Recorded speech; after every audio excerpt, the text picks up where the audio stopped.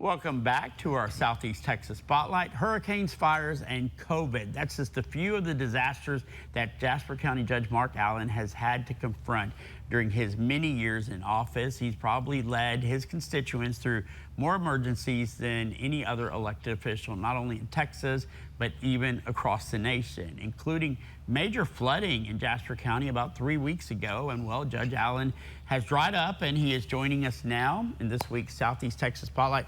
Judge, thank you so much for joining us. And we were just talking, we've known each other for more than 20 years. I was just starting out reporting, coming from Lufkin to this part of the county. I covered both sides of that region, and you were a deputy at the time. And Yes, here sir. you're, what year is it now as county judge? Yes, sir. I'm in my 17th year now, Angel. It's been an interesting ride, hasn't it, since being a deputy back in '98 and now up to today. Yeah, it's been amazing, and that you bring up a good point. Interesting ride because first of all, it's been tough because of what nature has presented you through all these years, and you've been a really good leader for your community during that time because Jasper County has faced some tough disasters, both natural and I don't know how to describe COVID, but that was the latest one before this flood. Oh yes, sir. Yes, sir. And I mean, the Lord always has a plan in what He does, but we've dealt with, like you said, we've had hurricanes, tornadoes, droughts, COVID. We've gone through quite a few things in Jasper County and this whole Southeast Texas region over the last decade or two. But proper planning, preparation. I learned a lot of that in the military, and I had a lot of great leaders and supervisors over me. Sheriff Billy Rolls. Back then it was Sheriff Carl Griffith, and on and on and on. And you try to emulate that leadership. You try to follow that leadership, and they've really helped me as far as decision making and working with people. Our former county judge Joe Folk. That's right. So yeah. many good leaders. So you try to do what's right for your constituents, and your first goal should always be to protect those constituents, no matter what's thrown at you. And I got to say, Jasper County's got a lot of great independent people that really work well together. They don't give up. They keep moving forward. So that's what it's all about. And we were just showing some video of the latest, disaster, which was about 3 weeks ago, and that was the flooding that really focused throughout that East Texas region, but in your county, Kirbyville was hit hard. And Arthur, if we can, is there a way to re-rack that video just to show some of the flooding? So there it is right there. That's in Kirbyville, courtesy of the Roganville Volunteer Fire Department. And it's amazing. We were up that night, we were talking at 2, and just how quickly the water started rising in Kirbyville. Yes, sir. Yes, sir. The sheriff's office had called me a little before you had called. To let me know that we'd had a lot of flooding, or we had potential flooding going on in mid-county area, our mid-county, Jasper County, around Kirbyville. While I was talking to you, I was getting my gear ready to go north, and that was almost a foolish thing because Ford trucks can't swim. But I was able to navigate through Kirbyville to get all the way up to Jasper and get things moving and activate our operation. But yeah, power had gone out around 9, 10 o'clock in a lot of parts of the county, and it just progressively got worse. But as you know, that storm cell basically came over and sat on the mid area of Tyler, Jasper, Newton County, and I believe we got around 15, 16 inches of rain in Kirbyville over a period of maybe 10 hours.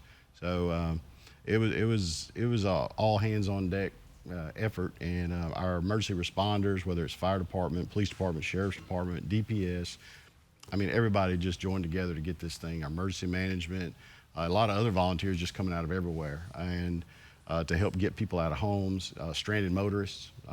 It was just a little of everything within that 10-hour span. And the good news is there were no injuries, no death, which is just incredible considering the weather that went through that day. But there is still suffering because, of course, a lot of folks were displaced. Their homes were damaged with the floodwaters. And some of the folks are still in shelters in Jasper County. Yes, sir. The Assembly of God Church in Kirbyville is still, and they've really done God's work also on this. But they are still sheltering. I think as of yesterday, we had about 26 people still sheltering. We have 7 families that pretty much have lost everything, and that's right there on that Jasper-Newton County border. So we've got probably some Newton County residents also. We're just trying to take care of everybody we can. The Red Cross is stepped up. They have been working really hard ever since the 10th, and Salvation Army. But right now we're trying to work on trying to transition those folks and try to find somewhere where they can at least stay temporarily until their homes can be rehabilitated and they can be made whole again.